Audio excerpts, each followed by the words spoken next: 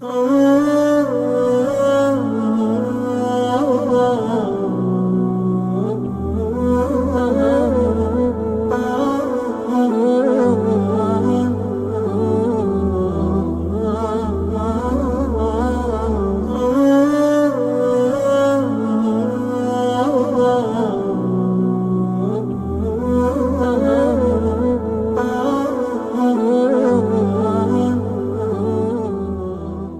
الله الرحمن الرحيم. الحمد لله رب العالمين، والصلاة والسلام على رسوله الأمين وعلى آله وصحبه أجمعين. أما بعد،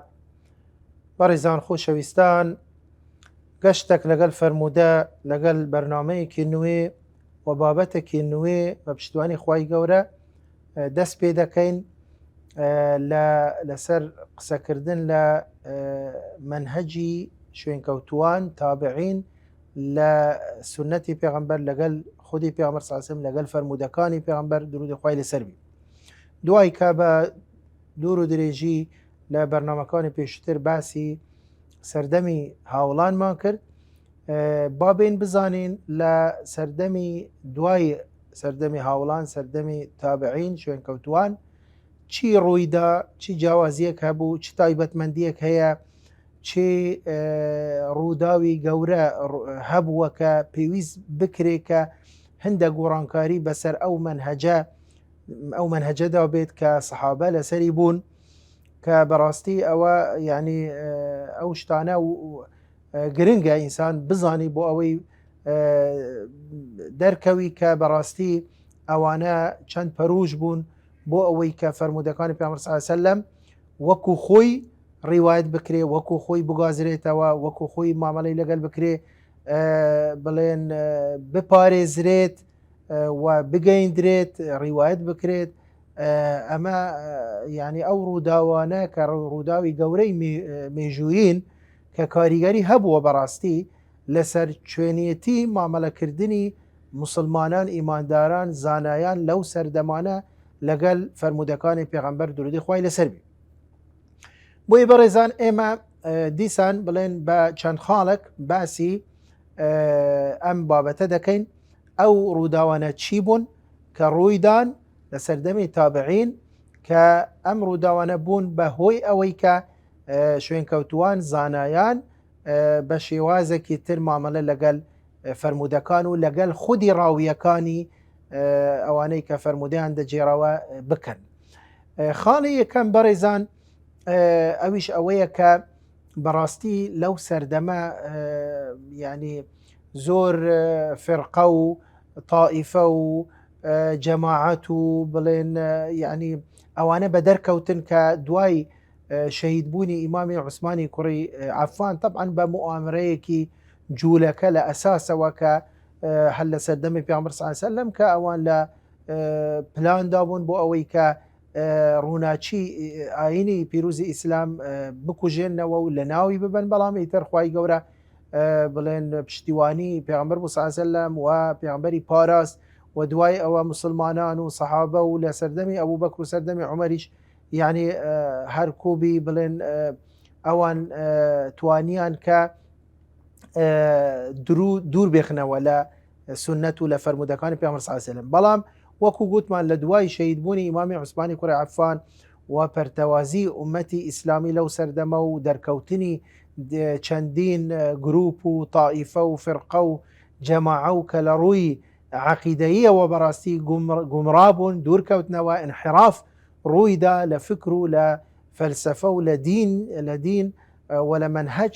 لە ڕووی اعتیقادەوە. ئەو فەرقانەی وەکو معلومی مەسەلەن زۆر کەسە ئەوەی کە ینی ئاشنایە بە مێژووی ئیسلام کە فەرقەی خەوارج و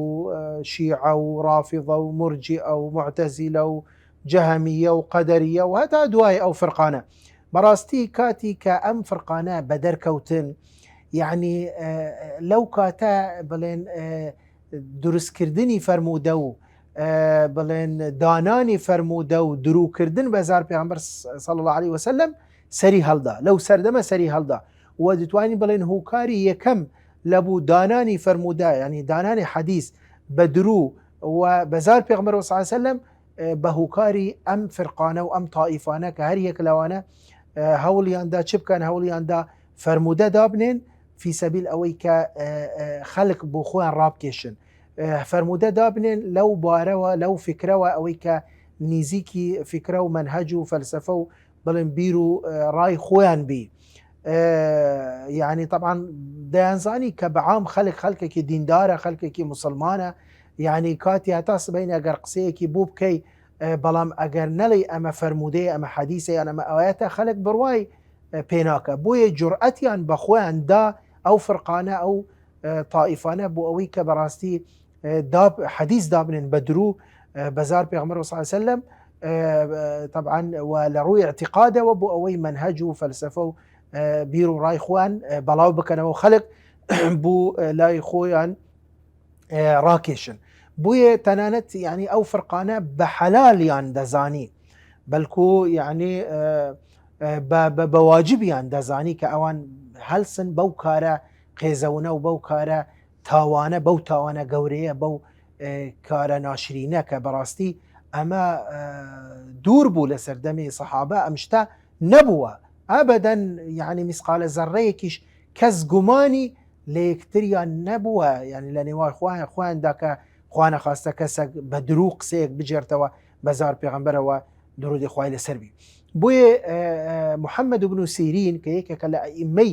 تابعین یەکێکە لە گەورە زانایانی فەرموودە لەو سەردەمە قسەیەکی هەیە کە دەفەرمێت چی دەفەرمێت لم يكونوا يسألون عن الإسناد طبعا أو باسي سردمي صحابة ما بودك سرتا دفرمت لم يكونوا يسألون عن الإسناد يعني صحابة لسردمي هاولاني بيغمبر صلى الله عليه وسلم لو سردما كسب سياري سندي ندكر مع العلم برزان لو كاتش كاتي ككسك فرمودي دجيراوا يعني زور بيزوري أو صحابيانا راستوخو فرمودكي نبيست بو لبيغمبر صلى الله عليه وسلم بلان ببي سنة رواياتي ذكر دي فرمو قال رسول الله صلى الله عليه وسلم وخلككش همويان قسەکەیان وەردەگرت و قبول بوو لە بەرەوە چونکە میسقالە زەڕەیەکیش گومانیان نەبوو لە مەسەلەن ڕازگویی و ئەمانەتی ئەم سەحابانە بۆیە قبولیان دەکرد و بڵێن وەریان دەگرت و بە فەرموودە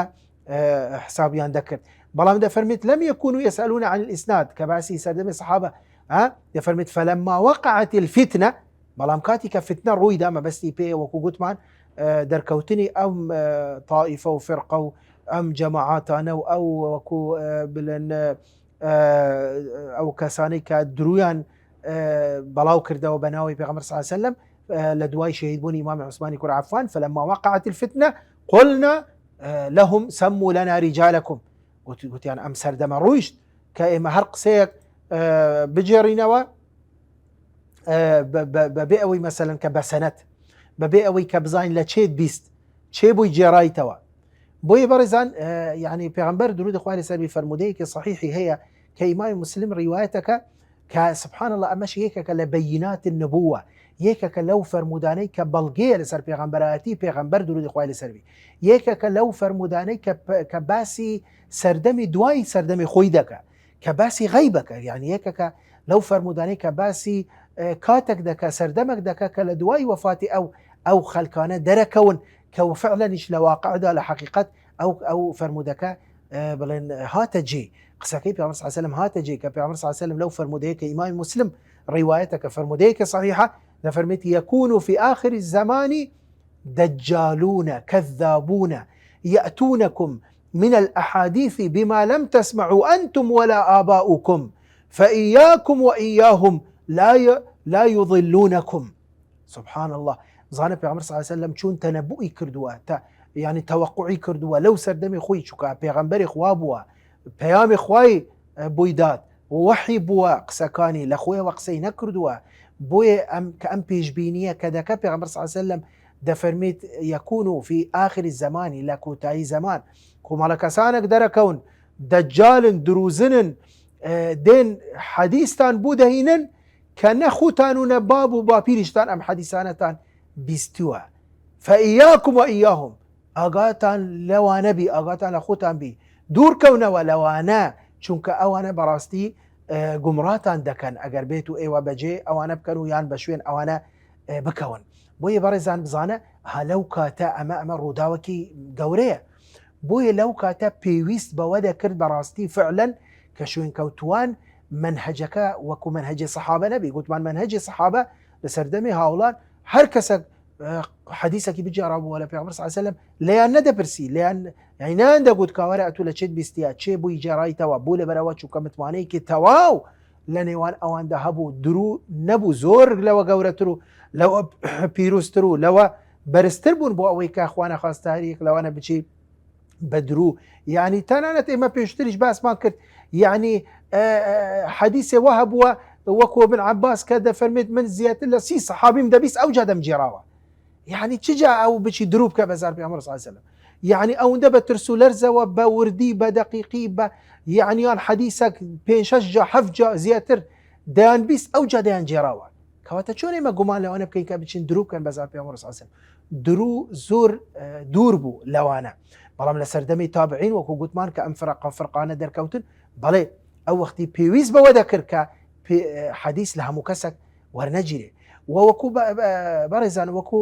معلومی جەنابتانە کە پێشتری ئاماژەمان پێ کردووە کە تەنیا نەک عەدالە بەلکو زەبتیش، یعنی ئەوان نەک بەس حەدیثیان لەوەیان وەرنەدەگرت کە گومانیان لە عەدالەت و لە ڕازگۆیی و لە دینداری و لە با بڵێن یعنی ڕەوشت و ئەخلاقیان هەبی، نانە تەنانەت حەدیث لەوانەشیان وەرنەدەگرت کە زەبتیان خراپی، حەفزیان خراپی، با مەسەلەن لە ڕووی دینداری و لە ڕووی ئەمانەت و لە ڕووی ڕازگۆییش ئیشکالیان لەسەر نەبی. بۆیە بوو نمونە یەک لە گەورە فقهائی تابعین کە بڵێن مەشهورە بە فەقیهی مەدینە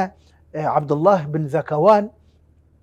دەفەرمی چی یەک لە قسەکانی کە ئیمام مسلم ئەم حەدیثە ئەم قسەیە بوومان بۆ دەجێرتەوە، دەفەرمێت ئەدرەکت بالمەدینەة 100 كلهم مأمونون ما يؤخذ عنهم الحديث يقال ليس من أهلي. سبحان الله. بەڕێزان بزانە چەند دڵسۆز بووینە، چەند ئەمین بووینە. دەفەرمێت واللهی ئەمە عەبدوڵڵاهی کوڕی ذەکەوان یەکەکە لە گەورە فقهائی مەدینە تابعیە، دەفەرمێت واللهی زیاتر لە یان دەڵێت 100 کەس نەک زیاتر، ئەدرەکت بالمەدینەة 100 دەفەرمێت 100 کەس، یعنی 100 کەس لە تابعین لە تابعینەکانی ئەهلی مەدینە هەمویان لە ڕووی ئەمانەت و لە ڕووی عەدالەت و ڕازگۆیی و دینداریەوە خەڵکی چاکن، خەڵکی باشن، ئەمینن، بەڵام ما يؤخذ منهم الحديث، بەڵام بە هیچ شێوازێک حەدیث لەو کەسانە وەرناگرین چونکە دەڵێن ئەهلی حەدیث نین، یعنی لە ڕووی زەبتەوە لە ڕووی حەفزەوە. کەواتە بەڕێزان بزانە نەک تەنیا یعنی باشە ئەگەر کەسێک دیندار بی، خوا ترس بی، خوا ناز بی، بەلکو عالم بی، ئیمان بی، زانایەکی گەورە بی، بەڵام ئەگە بێت و چ بی، ئەگە بێت و حەفزی خراپی، زەبتی خراپی، حەدیثیان لێ وەرنەگرتووە. کەواتە چۆن ئێمە دەکرێت گومان لەوە بکەین کە حەدیث لە کەسێکی دروزنیان وەرگرتبی، کەسێکی فاسقیان وەرگرتبی، کەسێکی مەسەلەن متوانە پێکراو نەبی و کەسێکی ئەمین نەبی، کەسێکی ڕازگۆ نەبی، چۆن حەدیث لەوانە وەردەگین. ئیمامی مالک دەجێرتەوە لە موەطە دەفەرمی چی؟ يعني خوي قصي خوي دەفەرمێت ئیمامی مالک دەفەرمێت لقد أدركت في هذا المسجد ما بستي بي مزگەوتی پێغەمبەرە درود خوای لەسەر بی، دەفەرمێت لقد أدركت في هذا المسجد 70 ممن يقول قال فلان قال رسول الله صلى الله عليه وسلم ولو أن أحدهم اؤتمن على بيت مال لكان أمينا عليه ولكن ما أخذت عنهم لأنهم ليسوا من أهل هذا الشأن. يعني بزانا برزا إمام مالك كابن عبد البر لتمهيد وإمام الذهبي لسير بومان دجيرتوا دفرميت شي دفرميت من لو مزقوتك بمسي في مزقوتي في عمر صلى الله عليه وسلم دفرميت من هفتا كس أوانيك حديث دجيرنوا أوانيك راوينا أوانيك دلين قال رسول الله صلى الله عليه وسلم قال فلان قال عن رسول الله صلى الله عليه وسلم دفرميت شي دفرميت والله هر هفتايان اگر مالك بكاملي تسليمي بكم من لي امينم او انده كسي ديندار وباك وخاوين وكسي خواترس وخواناسن بلام دفرميت من حديث لو انا ورناقرم لو حفتا كسانا ورناقرم لبرا ودالين امانه اهلي حديثين امانه لوانه ضبط يعني حفظ يعني اشكال لودايا خلل لودايا كواتا نكتنيا اوانيك دروزن اوانيك دجال اوانيك حديثيان دادنا حديث لوانيان ورهدك وي بريزان خالي دوام كأويش هار تواكري خالي كما براسي ويا ك لە دوای ئەوەی کە ئەم ڕووداوە مێژوویە گەورەیە بە دەرکەوت و ئەم هەموو فرقە و تائیفە و بیر و ڕاو ئەوانە بە دەرکەوت و خەلکانێک دەرکەوتن کە بۆ خۆیان حەلالیان کرد بۆ ئەوەی کە حەدیث دابنێن بە درو بەزار پێغەمبەر صلی الله علیه وسلم ئەو کاتە پێویست بەوە دەکرد حەدیث بەبێ سەنەد وەرنەگیرێ لەو کاتەوە زیاتر سەنەد دەرکەوت. بەڵێ ئێمە پێشووتر باسمان کرد گوتمان تەنانەت خودی پێغەمبەر صلی الله علیه وسلم فەرمودەیەکی هەیە باسی سەنەدەکە، بەڵام ئەوانش هەمووی بەڵگەن لەسەر ئەوە کە ئەمە پێغەمبەری خوایە لە خۆی وەقسە ناکە. فعلا دوای لە سەردەمی تابعین پێویستیان بە سەنەد بوو کاتی کە حەدیث ڕیوایەت بکەن. پێغەمبەر صلی الله علیه وسلم لەو فەرمودەیە فەرمووی ئەنتم تسمعون مني ويسمع منكم ويسمع ممن يسمع منكم. ڕێک ئەم فەرمودەیە باسی سەنەدی حەدیثەکە کە وەکو گوتم پێغەمبەر صلی الله علیه وسلم لە سەردەمی خۆی و لە سەردەمی سەحابە پێویستیان بە سەنەد نەبوو. وەکو ئیبن سیرین قسەکەمان بۆ باس کرد بۆمان جێراوە. کەواتە سەنەد دوای سەردەمی تابعین زیاتر گرنگی بە سەنەد درا. بۆیە ئیمامی مسلم لە مقدمەی صحیحی خۆی دەجێرتەوە دەفەرمێت یەکێک لە تابعین کە بەشیری عەدەویە دێت حەدیثی پێغەمبەر صلی الله علیه وسلم دەجێرتەوە، قسە لە پێغەمبەر صلی الله علیه وسلم دەجێرتەوە، بەڵام بەبێ سەنەد تەنیا دەڵێت قال رسول الله صلی الله علیه وسلم قال رسول الله صلی الله علیه وسلم. لەو کاتە ابن عباسی ئاموزای پێغەمبەر صلی الله علیه وسلم لەو مەجلسەیە دەڵێ ابن عباس ڕێی پێ نادا، ئەزنی نادا، دەڵێت بۆت نییە حەدیث مەجێڕەوە، ڕووی تێ ناکە، قسەی لەگەڵ ناکە. ئەوجا بەشیری عەدەوی پێ دەڵێ یا ابن عباس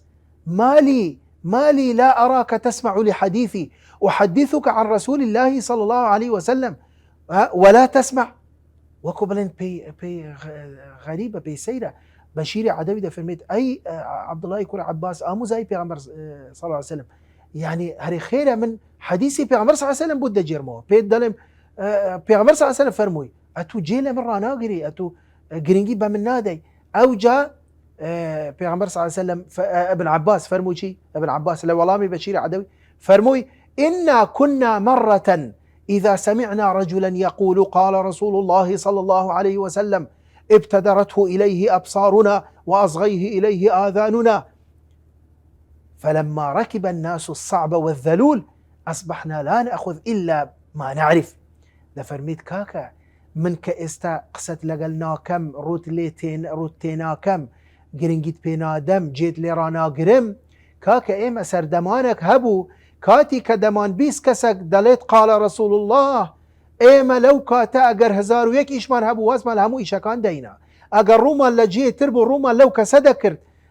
ئەو کەسەی کە فەرمووی قال رسول الله صلى الله عليه وسلم و جێمان بوو سوک دەکرد، جێمان ڕادەکرد بزانین ئەم قسەیە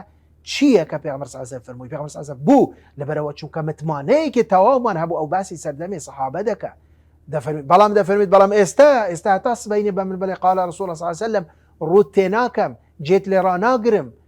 ئەزنت نادەم، بوو لەبەرەوە چونکە زۆر کەس ئێستا بە دەرکەوتووە دەڵێ قال رسول الله صلی الله علیه وسلم، بەڵام واش نییە، ڕاست ناکە، درو دەکە، یان دڵنیا نییە لەوە، یان دەستکاری کردووە، یان یعنی متمانەم پێ نییە. کەواتە ئەو سەردەمانەکە ڕۆیشت. دەفەرمێت ئەو سەردەمە ڕۆیشت کە هەر کەسێک بڵێ قال رسول الله صلی الله علیه وسلم من ڕەسەن ڕووی تێ بکەم و جێ لێ ڕابگرم. بەڵێ سەردەمانێک وا بوو، بەس ئێستا ئەو سەردەمە نەما، چونکە درو بە دەرکەوت.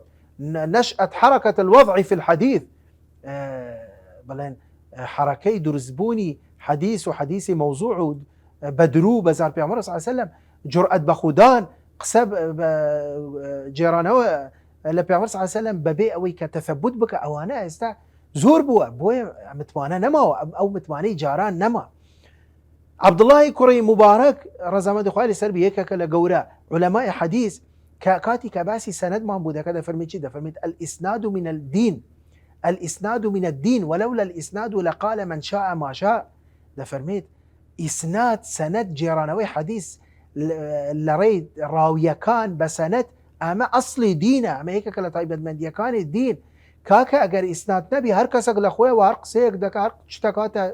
مشکی دەڵێت، هەر کەسێک هەر قسەیەک ویستی دەڵێت لقال من شاء ما شاء، هەر کەسێک هەر قسەیەک دەڵێ، بوو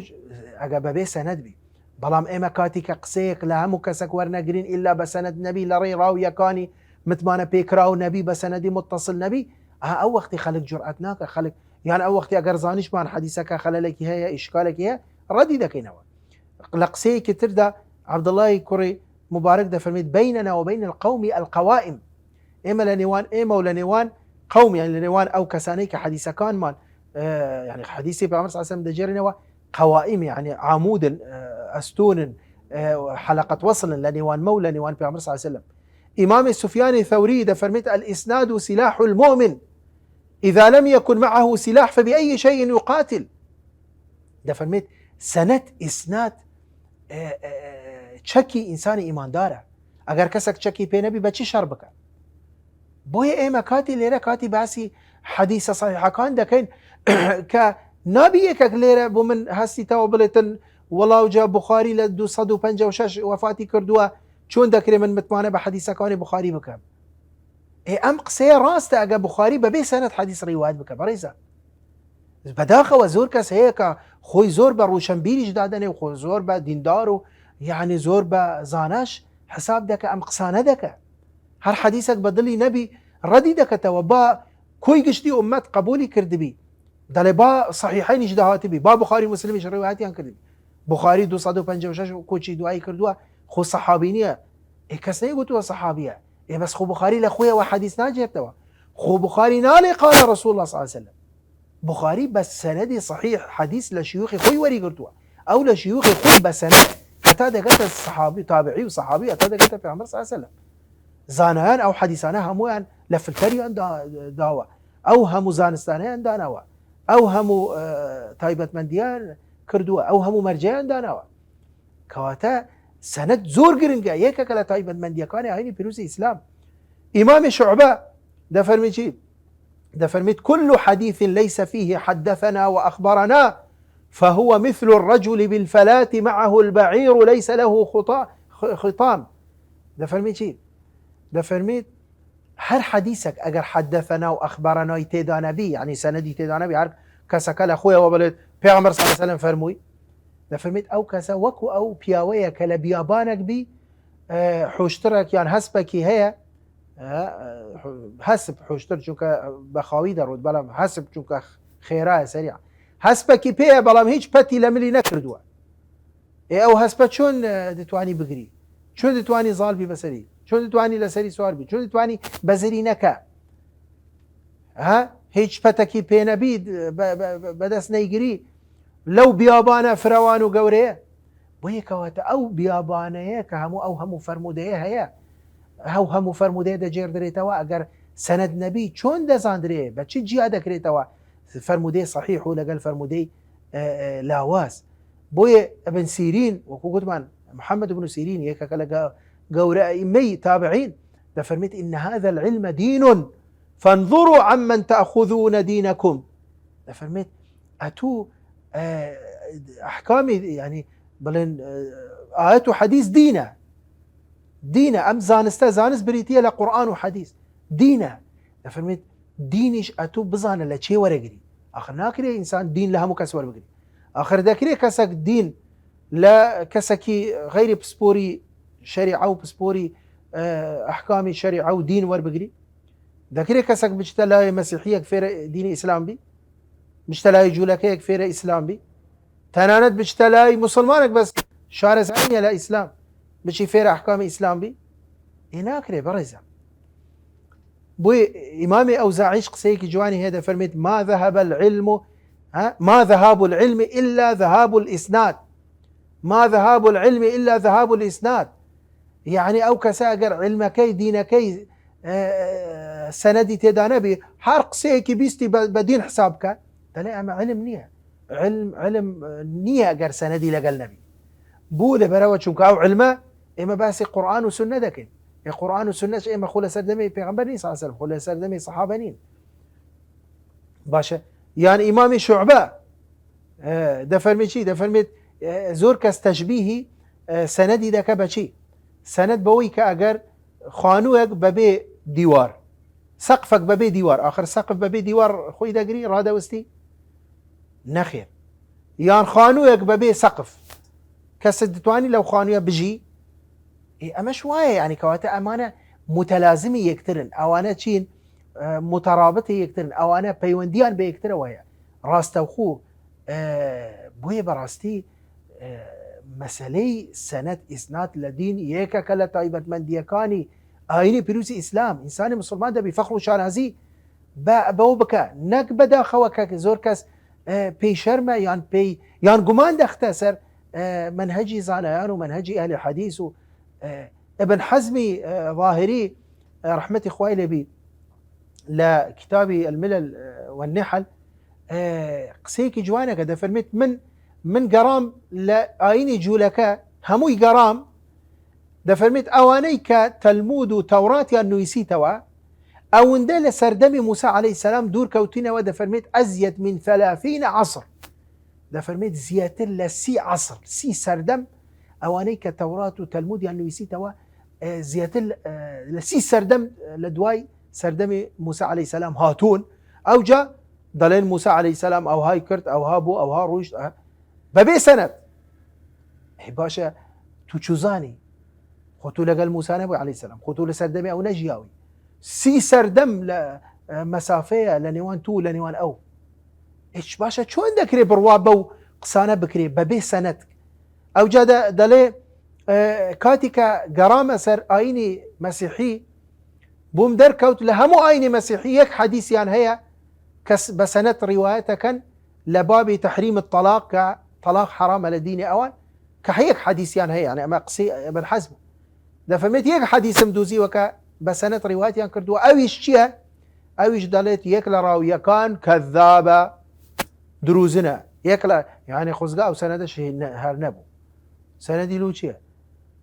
ئەو حەدیثەی ڕاویەک دروزن بی لایەمە مەوزوعە، هەلبەسراوە، درووە، ئەسڵەن هەر دروست نییە، هەر لەسەر زاری ئێمە بێتە دەرێ، ئللا لە حالەتێک بەوەی کە ئێمە خەڵک ئاگادار بکەینەوە بڵێن ئەم حەدیثە مەوزوعە، درووە، هەلبەسراوە. نەخۆ هەر دروست نییە لە ئەساسەوە کە ئەم حەدیثە ڕیوایەت بکرێ یان تەلەفوز پێ بکرێ، حرامە قەطعاً بەتاتەن. با سەنەدیشی هەبی، سەنەدی هەیە بەس ڕاویەک دروزنە. کەواتە ابن حەزم دەفەرمێت لە هەموو ئاینی مەسیحیەت بەس ئەم حەدیثەم دۆزی کە لە بابی تەحریم الطلاق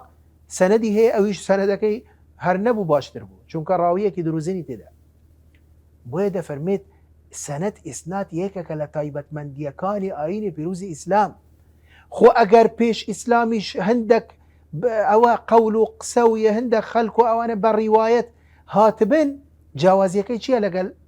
علومی ئیسنادی خۆمان؟ جیاوازیەکە ئەوەیە کە ئەوان هەموو سەنەدەکیان قبول کردووە، بەڵام لە ئیسلام هەموو سەنەدە قبول نییە. خۆ ئەو حەدیثانەی وەکو گوتم ئەوانەی کە ضعیفن، تەنانەت ئەوانەی کە مەوزوعنیش سەنەدیان هەیە. خۆ ئەوانەی کە درویان دەکرد کە جوڕاتیان بە خۆیاندا درو بکەن بەزار پێغەمبەر صلی الله علیه وسلم سەنەدیشیان دادەنا، خۆ نەیان دەگوت قال رسول الله صلی الله علیه وسلم ڕاستە، خۆ دەیانزانی خەڵک بڕوایان پێ ناکەن. کابرا ئەگەر جوڕئەت بەخۆی بدە درو بەزار پێغەمبەرەوە بکە صلی الله علیه وسلم، زۆر ئاساییە درو بەزار سەحابیش ئەوە دەکات، بەزار تابعیەوە کە بۆیە حەدیثیان دادەنا، دەیان گوت فلان کەس بووی جەڕامەوە لە فلان لە فلان لە فلان هەتا دوای. یعنی دەڵێن جارێک ئەحمەدی کوڕی حەنبەل و یحیای کوڕی مەعین دەچنە مەجلیسی یەک لەو شیوخانەی کە دروزنانە، طبعا ئەو نازانی هەر ناشناسی ئەحمەدی کوڕی حەنبەل و یحیای کوڕی مەعینی هەر نەشی دیتینە، دەڵێ 10 حەدیث زیاتر بەناوی ئەحمەدی کوڕی حەنبەل و دەیگوت حدثني أحمد بن حنبل ويحيى بن معين، بەناوی ئەحمەدی کوڕی حەنبەل و یحیای بن معین حەدیثی دەجێڕاوە. ئەوان هەردووکیان لەوێن، گوتی ئەحمەدی کوڕی حەنبەل تەماشای یحیای کوڕی معینی دەکرد، ئەو تەماشای ئەویدی دەکرد، دەیگوت هەرێ ڕاستە، دەگوت نا وەڵاهی. ئەو جە دوایی چوونە لای گوتیان کاکە ئەو حەدیثانە چی بوو جێڕاوە؟ گوتی ئەحمەدی کوڕی حەنبەل و یحیای کوڕی معین. گوتی من ئەحمەدی کوڕی حەنبەلم، ئەوەش یحیای کوڕی معین. ئەو جا چونکە کابرا ئەوەی کە وەکو دەڵێن لە هەموو شتێک شوراوە، ئەوە نییە لە شەرمان بتاوێتەوە و ڕابکەتن و داوای لێبوردن بکەنە، نا. قلت رأسا رويته كردن، قلت وهل هناك أحمد بن حنبل ويحيى بن معين واحد يا أحمق؟ قلت بما يك أحمد كره حنبل ويك يحيى كره معين هنا أي جمجة بوشي وزا ولا مداوى بوشي وزا كشف بون أولا وكو عبد الله كره مبارك فرموي باشا أوهم حديث موضوعات يكك بسياري لكر عبد الله كره مبارك فرموي يعيش لها الجهابي